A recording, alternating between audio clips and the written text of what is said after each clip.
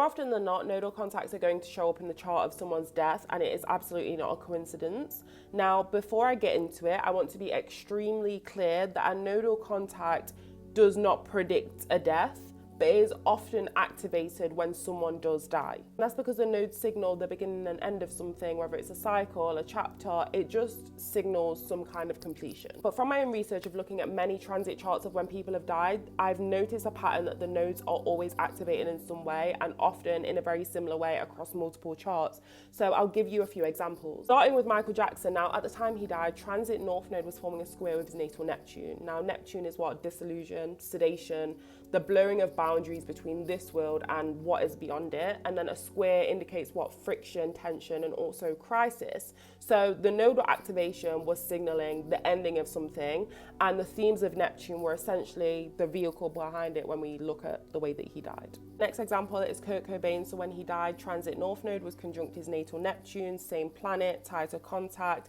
Themes of Neptune prominent in his death again: escapism, addiction, avoidance, illusions. Next example is Princess Diana, kind of a different contact. She was in a nodal reversal, so this is obviously where the nodes return to the same point they were in the natal chart, but transit Pluto was square her natal North Node. This is one of the most fated and irreversible contacts in astrology, and it also indicates that transformation has happened to the point of no return, like this life can no longer continue as it is known. My last example is Heath Ledger. So transit Uranus was actually conjunct his natal North Node at the time he died. Uranus is sudden, disruptive, unexpected, and irreversible, and that's very reflective of, you know, the way that he died and how he died so close to the reprise role that he did in Batman. What this tells us is basically that the nodes really do mark an axis of, you know, fate and where we came from versus where we're going.